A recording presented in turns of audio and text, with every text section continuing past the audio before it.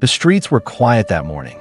Not the peaceful kind of quiet, but the heavy, suffocating kind that makes you feel alone even when people are walking past you. Somewhere in that silence, a man named Daniel sat on a cracked wooden bench outside a small diner. He wasn't waiting for anyone. He wasn't even sure why he was there. Daniel's life had been a series of wrong turns. He had lost his job 6 months ago. His marriage had crumbled 2 years before that. And the small apartment he called home felt more like a prison than a shelter. He often thought about giving up, not in a dramatic way, but in the slow, dangerous way where hope dies quietly inside you. For him, life felt like an endless gray sky. No sunrise, no sunset, just clouds. But what Daniel didn't know was that this day would be the first day of the rest of his life. Because somewhere in the middle of his brokenness, Jesus was about to walk in.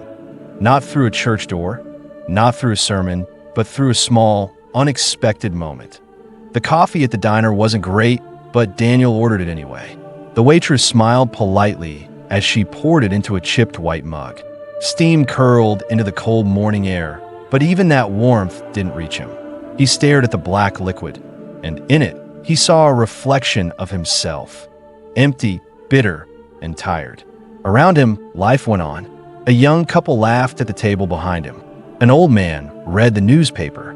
The jukebox in the corner hummed a song from the 80s. But Daniel's world was silent. He thought about the bills on his kitchen counter. He thought about the last fight he had with his ex-wife. And he thought about how many times he had prayed only to feel like no one was listening. "If you're out there, God," he whispered under his breath, "I could really use you right now." It wasn't a long prayer. It wasn't even a confident one. It was the kind of prayer you make when you're not sure if anyone's really on the other side. But heaven hears even the smallest whisper. Daniel was about to leave. He had drained the last drop of lukewarm coffee and decided there was no point sitting there any longer. Life wasn't going to magically fix itself just because he stared at a diner wall. As he reached for his coat, a voice came from the booth across the aisle. "Rough morning." Daniel looked over. It was an older man, maybe in his 70s, with kind eyes and weathered hands. He wore a simple flannel shirt and had the sort of smile that felt genuine, the kind you don't see much anymore. "Something like that," Daniel replied cautiously. The old man nodded, as if he understood more than Daniel had said. "You know," he began slowly, "I've been through more storms than I can count, and I learned one thing. When the wind knocks you down, sometimes you just need to look up." Daniel frowned. "Look up at what?" The man's smile deepened. "Not what? At who?" It was subtle. No preaching. No Bible verse thrown in his face. Just an invitation. The words hung in the air, and something inside Daniel shifted just a little. The man reached into his pocket, pulled out a folded piece of paper, and slid it across the table. "I don't know why, but I think this is for you." Daniel unfolded it.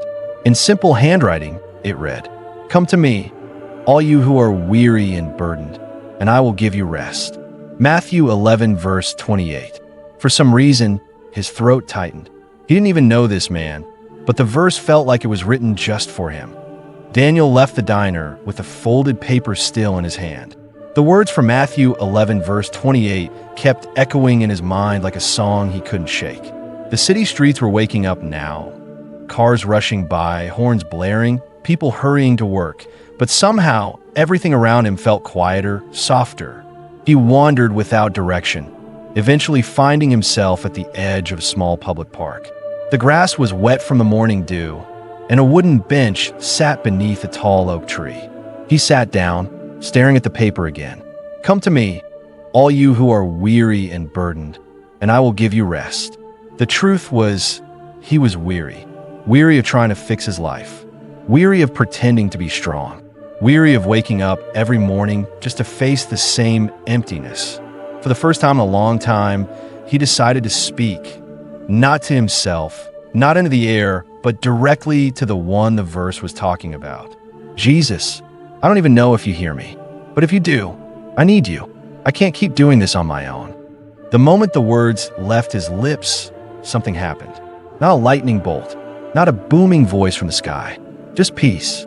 A deep, steady, unexplainable peace that wrapped around him like a warm blanket on a winter night. It was so real, he could almost feel the weight lifting from his shoulders. And in that stillness, he felt, not heard, but felt, a whisper in his heart. I've been here all along. Daniel's eyes filled with tears. For the first time in years, he didn't feel alone. The next morning, Daniel woke up expecting the world to feel completely different. After all, yesterday he had felt something real, something he couldn't explain. But when he opened his eyes, the same peeling paint stared back at him from the ceiling. The same stack of unpaid bills sat on the counter. The same loneliness pressed against his chest. For a moment, he wondered if he had imagined everything. Had that peace in the park just been wishful thinking? He pulled on his jacket and went out, deciding he'd walk to clear his head. As he passed a construction site, a sudden gust of wind blew dust into his face. It stung his eyes, and frustration boiled up in him. Great, just great, he muttered. That's when he saw it. A cardboard sign propped up against a lamppost. It wasn't fancy, just black marker on brown cardboard, but the words stopped him in his tracks. One day at a time. It felt like an answer. Almost like Jesus was gently saying, I never promised to fix everything in a day, but I promised to walk with you through every one of them. And Daniel realized something important. Faith wasn't about escaping life storms. It was about having someone in the boat with you when the waves rise. That night, he knelt by his bed, something he hadn't done in years, and prayed, Okay, Jesus, one day at a time. I'll walk with you. 2 weeks later, Daniel finally got a job interview. It wasn't his dream job. It was a warehouse position with long hours and low pay. But it was something. And right now, something was exactly what he needed. He ironed his shirt, printed his resume, and even got a haircut. On the morning of the interview, he prayed, Lord, I trust you. Please, let this be the door you open for me. But hours later, Daniel walked out of the building with a knot in his stomach. The manager had been polite, but the words were still sharp. We're looking for someone with more recent experience. Thank you for your time. By the time he reached the bus stop, the cold wind felt like knives against his skin. Every step felt heavier than the last. In his mind, the questions started swirling. Did I hear you wrong, God? Why would you give me hope just to take it away? Am I really walking with you? Or am I just talking to myself? He sat on the bus, staring out the window, watching the city blur past. Tears burned his eyes, and for the first time since the park, he felt that old emptiness creeping back. Then, as the bus stopped at a red light, Daniel noticed something outside. A small church stood on the corner, its front sign lit up with bright white letters. It read, When God says, not yet, He is preparing something better. The words hit him like a gentle wave. It wasn't an accident that the bus had stopped there. It wasn't a coincidence that his eyes landed on that sign. Daniel whispered under his breath, Okay, Lord, I'll wait. He didn't know it yet, but that wait would change everything. It had been a month since that bus ride. Daniel still didn't have a steady job, but something inside him had changed. Instead of waking up in dread, he began each morning with a short prayer. Lord, I don't know what today holds, but I know you'll walk through it with me. One cold Tuesday morning, his phone rang. It was a number he didn't recognize. Hello, is this Daniel? A cheerful voice asked. We met briefly last year at the community center. I remember you mentioned your warehouse experience. We just had a supervisor position open up. It's full-time, good pay, and we'd love for you to come in for an interview. Daniel's breath caught. Supervisor? Yes. Your name came to mind immediately. The interview was scheduled for the next day. This time, Daniel walked in not with nervous desperation, but with quiet confidence. He knew that if God had brought him this far, He wasn't about to drop him now. By the end of the week, Daniel was standing in the middle of a large, well-lit warehouse, shaking hands with his new boss. Not only did the job pay more than he'd hoped, it came with health benefits, steady hours, and a supportive team. As he left that first day, he paused in the parking lot, looking up at the evening sky. The clouds had broken, and golden light poured through. He smiled and whispered, Thank you, Jesus. You really did have something better. 6 months passed. Daniel's life didn't look perfect. The bills still came, challenges still popped up, but it was different. The difference wasn't in the absence of problems. It was in the presence of peace. Every morning before work, he stopped by the little diner where it all began. Same cracked bench, same chipped coffee mugs. But this time, he wasn't sitting there in defeat. One particular morning, as he sipped his coffee, he noticed a young man at the counter, slouched, staring into his cup like it was the only thing holding him up. Daniel recognized that look. It was the same one he had worn not so long ago. He paid for his own breakfast, then quietly walked over. "Rough morning?" Daniel asked, the words carrying a familiar echo. The young man shrugged. "Something like that." Daniel smiled, reached into his jacket pocket, and pulled out a folded piece of paper. He slid it across the counter. On it was written, "Come to me, all you who are weary and burdened, and I will give you rest." Matthew 11, verse 28. The young man read it, and his eyes softened, just like Daniel's had that day in the diner. Daniel didn't stay to explain. He didn't force a conversation.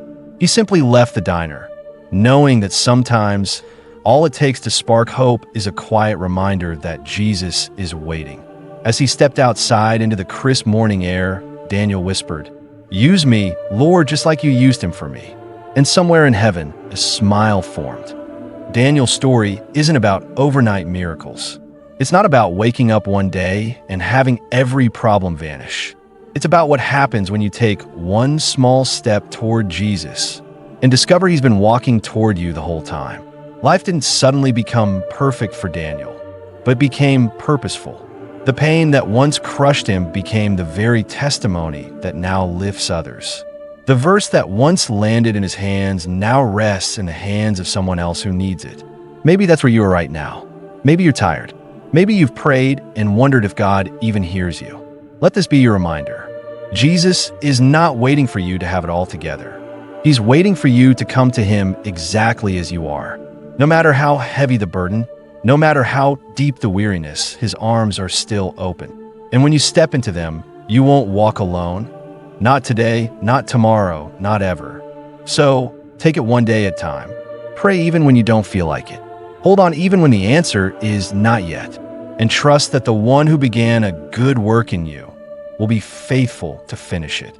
If this story touched your heart, don't keep it to yourself. Share it with someone who needs hope today. Because you never know, you might be the folded paper in someone else's life.